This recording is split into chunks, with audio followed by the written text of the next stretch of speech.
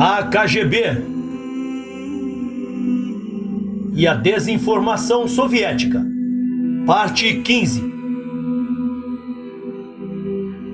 Capítulo 7. Brincando com a guerra. Os Estados Unidos e a União Soviética jogam, no momento, uma complexa partida de esconde-esconde. Fazem parte da brincadeira instrumentos eletrônicos complexos e delicados, satélites, centenas de navios e aeronaves, microfones submarinos, radares e outros equipamentos, além de numerosos espiões e agentes duplos. O objetivo de tudo isso é determinar se os adversários jogam de acordo com as regras clássicas, como o blefe, sem jogar mais duro. Toda a operação militar bem-sucedida envolve um elemento de ardil e surpresa. Uma defesa sólida contra esses ardis deve contar com um sistema de inteligência e alerta bastante confiável. É Robert L. Pfaltzgraff Jr. quem sublinha a importância disso. O sistema de alerta é a resposta à surpresa estratégica, que pode ser acompanhada de um ardil estratégico. Paralelamente, o propósito da surpresa estratégica, que provavelmente ocorrerá em um conjunto com o ardil estratégico, é neutralizar o sistema de alerta adversário. E mais fácil conduzir um ardil se o enganado depender de apenas um ou de alguns poucos canais de informação. Se a verdade puder ser escamoteada pela mentira. Desde a Segunda Guerra Mundial, a CIA e outras agências de inteligência americanas têm satisfeito a necessidade do governo em Washington de possuir dados e análises confiáveis. Os soviéticos, por sua vez, ao longo de 2 décadas, montaram seu arsenal militar em todas as categorias, tanto convencional como nuclear, num esforço desproporcional ao que se espera quando se alega a legítima necessidade de autodefesa. Em 1980, Moscou liderava numericamente várias categorias de armamentos estratégicos. A União Soviética possuía 1.398 lançadores de mísseis balísticos intercontinentais, enquanto os Estados Unidos possuía 1.054 desses. Os russos também detinham 950 mísseis balísticos lançáveis por submarinos contra 656 dos americanos. Eram também 7.836 megatons de força nuclear com os russos contra 3.253 megatons americanos. Contudo, os Estados Unidos também tinham uma vantagem em alguns campos de armas nucleares. Os mísseis balísticos lançados pelos submarinos americanos são muito mais precisos, e os submarinos porta-mísseis, particularmente o submarino Trident, viajam de maneira mais rápida, alcançam maiores profundidades e são mais silenciosos do que os dos soviéticos. Um estudo da CIA cobrindo o período de 1971 a 1980 indica que a União Soviética gastou 40% a mais do que os Estados Unidos em atividades de defesa. Em 1980, os gastos soviéticos nessa área foram 50% maiores do que os gastos americanos. 175 bilhões de dólares para os soviéticos, contra 115 bilhões para os americanos. O secretário da Defesa, Harold Brown, é ainda mais pessimista Em um relatório anual ao Congresso sobre a defesa do país, publicado em janeiro de 1981, Brown afirma que a União Soviética gastara 270 bilhões a mais que os Estados Unidos em recursos militares desde 1968. E que no total os russos gastam 80% a mais em poderio militar do que os Estados Unidos. Os soviéticos têm feito progressos impressionantes no desenvolvimento armamentístico, criando um arsenal tático e estratégico altamente tecnológico. Em áreas como a tecnologia antimísseis ou na guerra química, a União Soviética tem clara vantagem sobre os Estados Unidos. Quieto aí! Cauê, põe essa cachorra pra fora, por favor.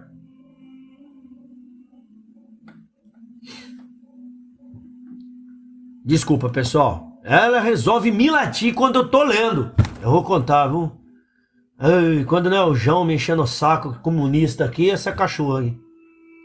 Mas vamos lá.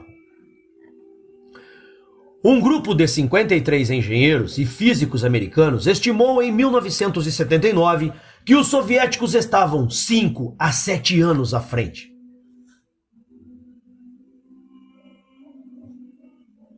Dos Estados Unidos, na área de armas de feixe de partículas. Além disso, a União Soviética tem um trabalho considerável para o desenvolvimento de lasers como armas letais para o uso futuro. Embora o Pentágono tenha empreendido projeto similar, William Perry, subsecretário de Defesa para Pesquisa, afirma que os russos gastam de 3 a 4 vezes mais que os Estados Unidos nesta área. Tanto os Estados Unidos como a União Soviética usam uma variedade de técnicas, incluindo submarinos, aviões, navios e satélites, na corrida internacional, para avaliar as capacidades militares de seus inimigos. Equipamentos eletrônicos instalados em satélites, por exemplo, são poderosos o suficiente para detectar uma bola de basquete a 3.000 quilômetros de distância. Embora os satélites soviéticos não sejam tão sofisticados quanto seus equivalentes americanos, mesmo assim eles conseguem realizar uma variedade de serviços fundamentais de granjeio de informações, como interceptar comunicações ou transmissões de radar estrangeiras, fotografar objetos militares estrangeiros, etc. Quando surge uma grave crise internacional, os soviéticos, que em geral põem imediatamente em órbita vários novos satélites. Durante a Guerra Egípcia-Israelense em 1973, por exemplo, a Rússia lançou aproximadamente um satélite novo por dia. Contudo, se os satélites lançados pelos Estados Unidos podem passar meses ou até anos em órbita, o tempo de vida dos satélites soviéticos é de no máximo 2 semanas. Interceptar e decodificar as comunicações do inimigo tem se tornado um elemento cada vez mais importante na competição entre americanos e comunistas. Conhecer o pensamento e as ações do adversário simplifica e muito o desenvolvimento de uma estratégia de defesa realista.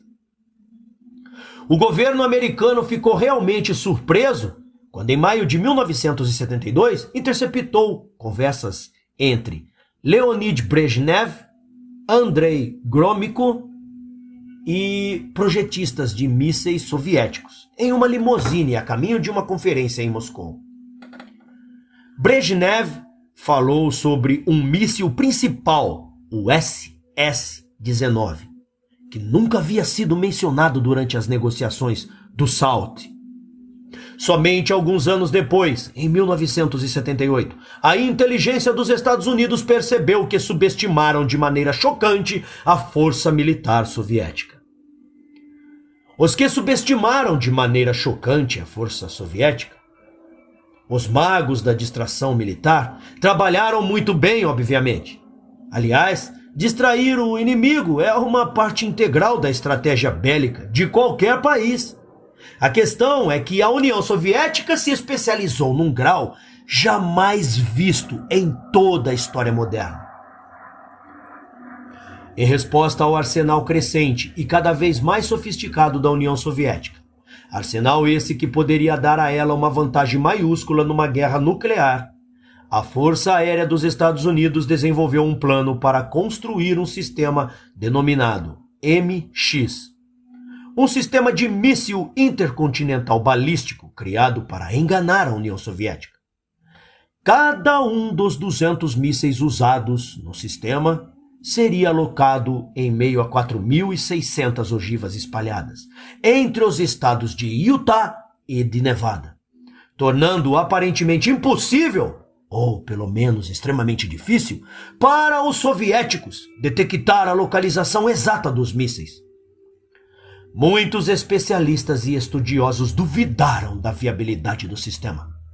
Ao discursarem um simpósio realizado no MIT em 11 de abril de 1998, o Dr. Herbert Scoville Jr., presidente da Associação de Controle de Armas e ex-diretor da CIA, afirmou o seguinte sobre o MX.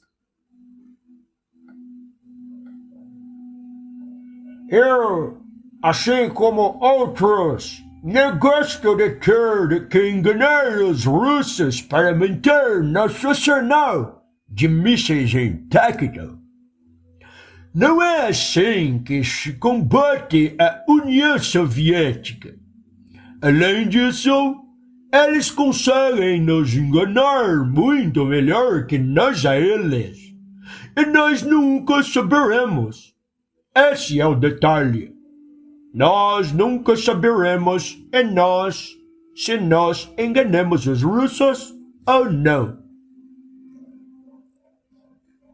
Alguns ardis, por exemplo, OAS envolvendo organizações de fachada soviética, destinam-se a manipular a opinião pública dos Estados Unidos e do Ocidente europeu contra as políticas militares norte-americanas. Já outros destinam-se a induzir ao erro as avaliações americanas dos objetivos militares, alvos, estratégias, armas e do atual poderio militar da União Soviética. Ao contrário das operações de propaganda, esse tipo de operação ativa exige grande perícia militar e geralmente são de natureza secreta. A competição entre uma elite militar contra a outra poderia eventualmente dar aos operadores da operação ativa uma vantagem decisiva, estratégica. Em campanhas de desinformação militar, a KGB desempenha apenas um papel secundário, principalmente como transmissor de mensagens enganosas aos oponentes. Os objetivos, as estratégias, o conteúdo das mensagens individuais de desinformação são fomentados por especialistas do Exército, pela Força Aérea e pela Marinha Soviética. A tecnologia vem assumindo um papel cada vez mais importante na coleta de informações. Satélites batem e enviam fotos que seriam impossíveis para fotógrafos comuns. Outra valiosa fonte de dados é a decodificação computadorizada de sinais de radar, recebido por sensores aeronaves de reconhecimento, bem como a interceptação de sinais de rádio. Contudo, em última análise, são ainda os agentes aqueles que produzem e fornecem informações sobre intenções do inimigo. E intenções são as coisas mais importantes. Oficiais de inteligência do bloco comunista se infiltram sistematicamente nas forças da OTAN. Isso tem tanto um significado defensivo como ofensivo. Inúmeros agentes em vários níveis de hierarquia da OTAN fornecem informações vitais sobre os planos, estratégia, armazenamento de armas, movimentação de tropas, desentendimentos internos, conflitos e pontos fracos dos líderes ocidentais. Essa informação dá aos soviéticos uma importante vantagem no desenvolvimento de sua estratégia militar. Agentes do bloco soviético que ocupam posições importantes dentro da hierarquia militar dos países da OTAN ocasionalmente funcionam como agentes de influência, pondo em debate certas pautas e silenciando outras. Alguns especialistas tentam explicar o extravagante aumento do poderio militar soviético durante a detente como um fenômeno decorrente de causas que datam dos anos 1920, coisa que faria sentido se a detente tivesse acontecido após a Segunda Guerra Mundial. Max Kappelmann, o delegado-chefe dos Estados Unidos na Conferência Europeia de Segurança em Madrid, fez a seguinte observação: a escalada militar soviética durante a detente ultrapassou em muito serviço no limite da defesa, da legítima defesa. Agora eles têm poderio ofensivo suficiente para fazer um ataque surpresa. Acabar com a OTAN continua sendo um dos principais objetivos da União Soviética. O país quase conseguiu realizar esse objetivo em 1982, quando a organização foi seriamente ameaçada por problemas internos e disputas militares e econômicas. O Instituto Internacional para os Estudos Estratégicos declarou, em seu levantamento estratégico anual de 1983, que, de fato, 1982 foi um dos anos mais difíceis para a OTAN. Abre aspas. Desentendimentos entre os membros da OTAN aumentam e precisam ser aliviados. A situação a longo prazo é preocupante. Fecha aspas. O principal problema a perturbar as relações dentro da aliança foi a disputa pelo gasoduto siberiano. Quando o governo polonês, sob pressão soviética, declarou lei marcial em 1981, o presidente Ronald Reagan impôs um embargo sobre as exportações de tecnologia americana, incluindo equipamentos fabricados na Europa, necessários para que o gasoduto levasse gás soviético para a Europa Ocidental. A maior parte dos países da Europa Ocidental rejeitaram o embargo. Obviamente, a longo prazo, o sonho do Kremlin é expandir o domínio socialista e defender seu território. A superioridade militar, objetivo que deve se concretizar na virada do século, tornará a realização desse sonho muito mais fácil.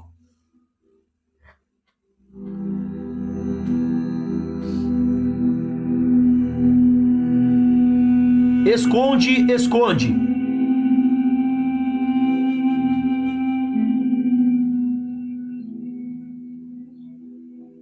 Especialistas militares soviéticos sabem que os peritos em sovietologia, especialmente os americanos, tentam compactar grandes volumes de dados num panorama racional.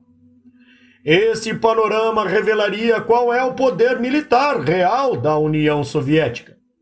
Para distorcer as avaliações americanas tanto quanto possível, a União Soviética vaza pontualmente informações falsas, desenvolvidas em operações de desinformação de longo prazo, formuladas pelo Estado-Maior do Exército Soviético e aprovados pelo Politburo.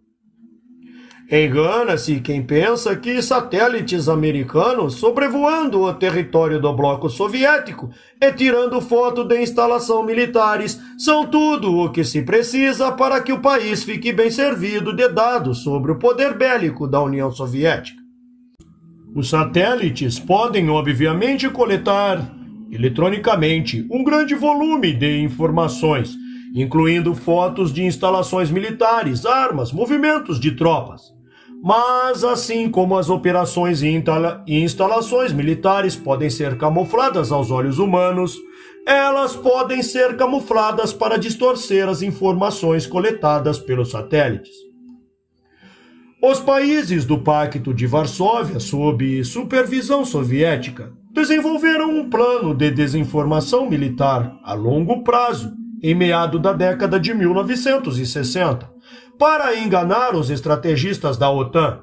Por exemplo, o Estado-Maior dos Exércitos Tchecoslovacos em cooperação com a inteligência e contra STBs.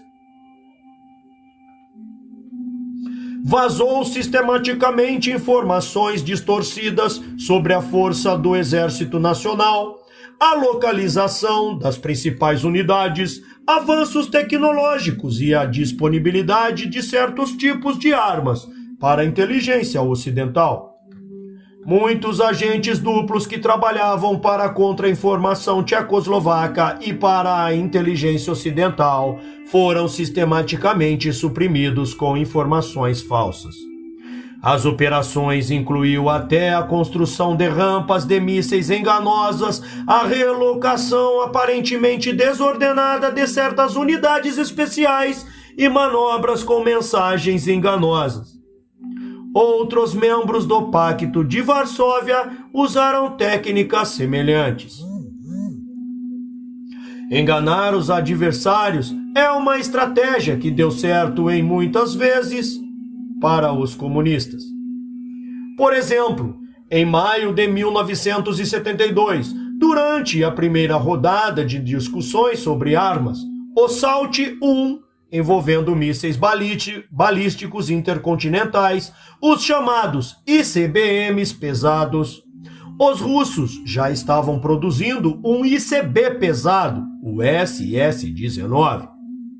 Quando os Estados Unidos propuseram que ambas as partes deveriam concordar em não converter lançadores de mísseis obsoletos em lançadores de ICBMs pesados, os russos discordaram, pois já estavam montando o SS-19. Por fim, se recusaram a aceitar qualquer tipo de definição sobre o que é de fato um ICBM pesado, o que ocasionou uma brecha na qual a Rússia tinha liberdade de montar quantos ICBMs quisesse. Negociando com os Estados Unidos um teto para mísseis balísticos lançados por submarinos, os soviéticos exigiram uma cota maior do que a dos americanos, alegando que não dispunham de bases submarinas comparáveis às bases dos seus rivais na Inglaterra, na Espanha e em Guam. Depois que os negociadores americanos aceitaram as exigências, Henry Kissinger disse a um comitê do Congresso que, devido às diferenças geográficas, a União Soviética exigia 3 submarinos de mísseis nucleares para cada 2 submarinos americanos, de modo que pudesse manter um número proporcional em posições prontas para a batalha. Mas, mesmo antes de fazerem suas exigências, os soviéticos já haviam desenvolvido um míssil submarino modelo SS-N-8, de longo alcance, que poderia atingir a maioria dos seus alvos, em geral, americanos, sem precisar sair de seu próprio porto. Quando o presidente Richard Nixon e Leonid Brezhnev concluíram as negociações sobre a proibição de mísseis balísticos intercontinentais, ficou concordado verbalmente que seus países não construiriam mísseis balísticos intercontinentais. Brezhnev, porém, se recusou a assinar o acordo. Conforme David Sullivan, citado supra, os russos esconderam toda a produção de mísseis SS-16 da inteligência americana. Um SS-16 pode ser facilmente atualizado para um míssil intercontinental. O estoque secreto de mísseis soviéticos dá aos comunistas algo equivalente ao sistema americano de mísseis móveis de alvo múltiplo. E a produção desses mísseis nos Estados Unidos ainda nem começou. A inteligência norte-americana coletou durante a década de 1970 informações sobre os desenvolvimentos militares e estratégicos do bloco soviético, usando uma miríade de fontes. Porém, a principal foi o satélite de vigilância KH-11. As lentes desse satélite podem distinguir civis de militares a uma altitude de 320 quilômetros. seus dispositivos multiespectrais e infravermelhos podem até mesmo localizar objetos como tanques, lançadores ou mísseis à noite e distinguir vegetação artificial de árvores e plantas reais que podem ser usadas como camuflagem. Enquanto este equipamento permaneceu em sigilo, os Estados Unidos podiam ter plena certeza de que os soviéticos jamais lançariam um ataque surpresa contra o Ocidente.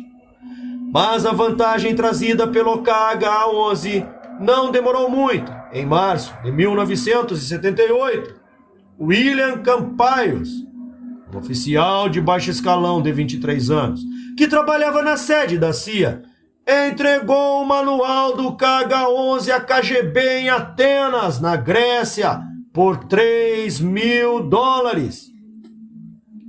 A partir de então, os russos souberam o suficiente para o equipamento fotográfico infravermelho e multiespectral a bordo do KH-11 para tomar medidas eficazes e criar peças de desinformação. Os primeiros sinais de que os russos provavelmente sabiam da existência do KH-11 vieram pouco após a venda do manual, quando o satélite informou os movimentos terrestres russos, encenados para confundir os Estados Unidos. Christopher John Boyce, funcionário do TRW System Group, acho que deve ser o World Trade, tá? Isso aqui, na Califórnia, e seu colega Andrew Downton Lee foram condenados em 1977 por tentar vender documentos relativos a um sistema de satélites da CIA, conhecido como Pirâmide, para agentes soviéticos na cidade do México.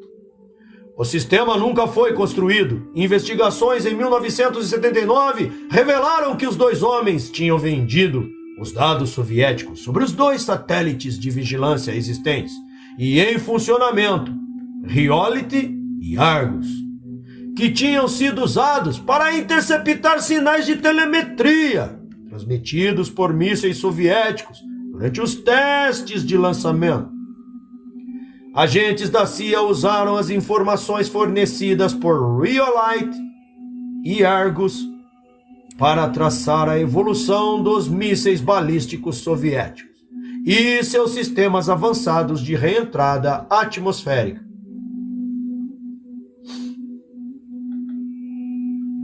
Aproximadamente 6 meses após a prisão de Boyce Lee, especialistas militares americanos ficaram intrigados quando a União Soviética emitiu sinais de telemetria de seus mísseis de teste.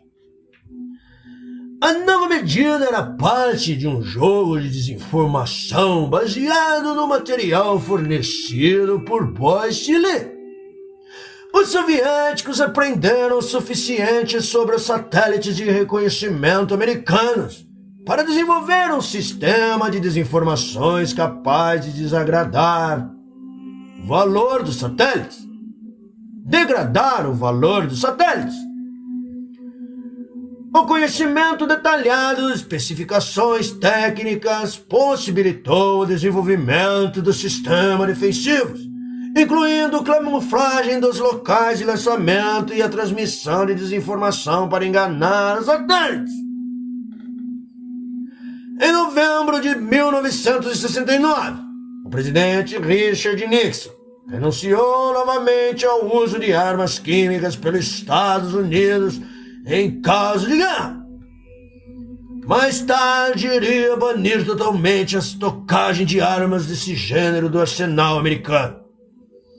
Sua decisão foi influenciada por uma campanha soviética de desinformação destinada a persuadir Washington de que os seus Estados Unidos continuassem a estocar armas químicas e biológicas, especialmente gases nervosos. A União Soviética iniciaria um programa relâmpago para se equiparar às capacidades americanas.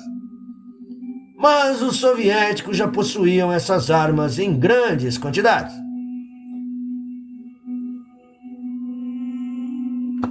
Essa foi ao querido Paulo Francis.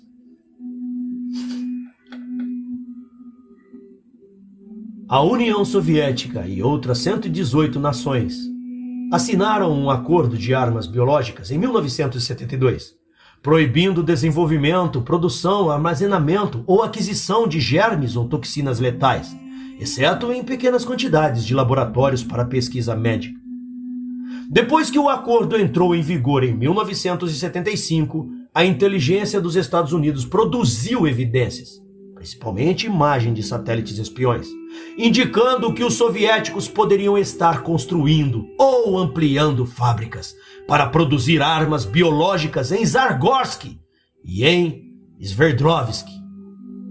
Tanto os governos de Gerald Ford como o de Jimmy Carter não fizeram investigações oficiais, já que os soviéticos poderiam interpretar tal gesto como um ataque à política da detente. Sverdlovsk, com seus 2 milhões de habitantes, é uma importante área industrial soviética, a cerca de 875 milhas a leste de Moscou. Normalmente é fechada para estrangeiro, provavelmente por ser uma região de indústrias militares. Em abril de 1979, centenas de pessoas morreram de uma doença misteriosa, que hoje acredita-se que fosse uma forma de antrax pulmonar, altamente infeccioso. Enquanto imigrantes vindos da União Soviética para os Estados Unidos relatavam o caso, espalhavam-se rumores de que a epidemia podia ter sido causada pela exposição de uma grande quantidade de pessoas a um agente biológico letal. Afirmava-se que as forças armadas soviéticas haviam estocado material de guerra bacteriológica perto de Sverdlovsk e haviam conduzido experimentos em guerra biológica por vários anos. Mark Popovitsky, um imigrante vindo da União Soviética e autor de vários livros sobre ciências biomédicas em seu país, testemunhou no dia 29 de maio de 1980 perante o Comitê Permanente de Inteligência do Congresso que ele soube que equipes militares secretas haviam trabalhado com armas bacteriológicas em Kirov e Sverdlovsk.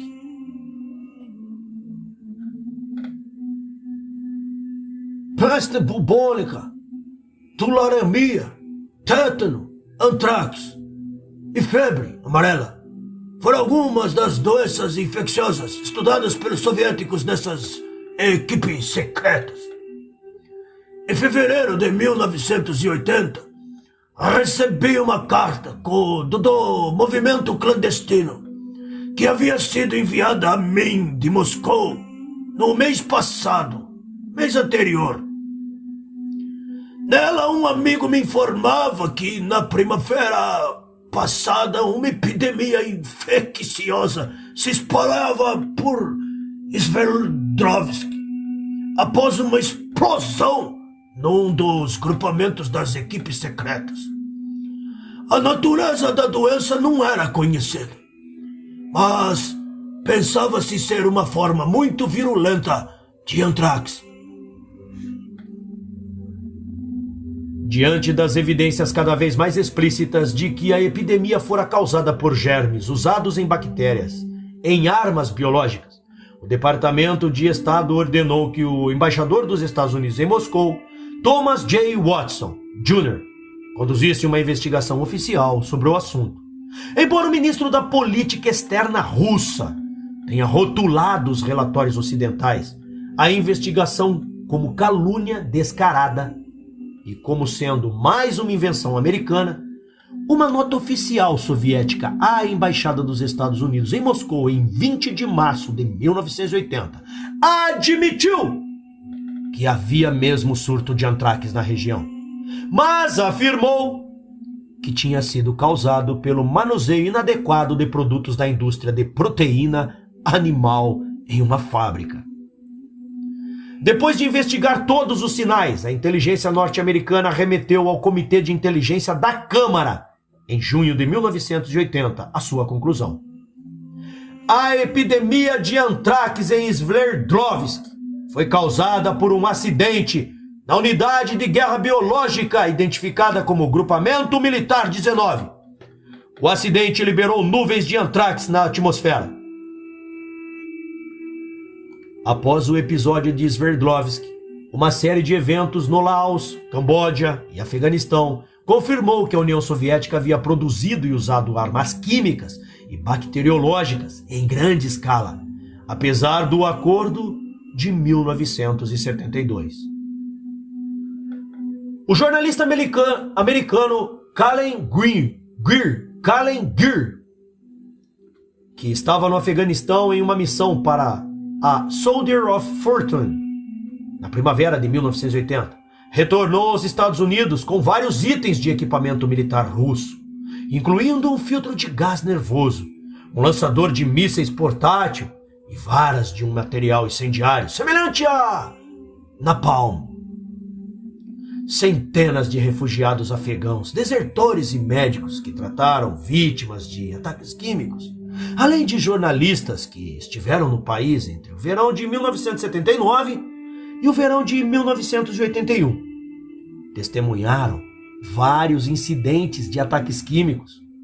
O Departamento de Estado informou, em março de 1982, que durante o mesmo período, pelo menos 47 ataques químicos resultaram em 3.042 mortes documentadas. Um relatório do Departamento de Estado ao Congresso sobre o uso soviético da guerra química em Laos, Camboja e Afeganistão concluiu que as toxinas e as outras armas químicas foram desenvolvidos na União Soviética, fornecida aos Laos e aos vietnamitas diretamente pelos russos ou como parte da troca de know-how com o auxílio da União Soviética no Laos, no Vietnã e no Camboja. A reação do governo soviético foi previsível. A Sovietivskaya Rússia, em 29 de março de 1980, classificou o relatório como propaganda caluniadora. Na atual campanha de propaganda, sincronizada com tentativas de aquecer o clima internacional e facilitar a aquisição de recursos para a compra de armas químicas, espalha-se nos Estados Unidos uma calúnia que diz que a União Soviética estaria usando esse tipo de arma no Afeganistão. O que isso significa é que os Estados Unidos estão forçando uma corrida de compra de armas em guerra química, como parte de seu novo programa de rearmamento.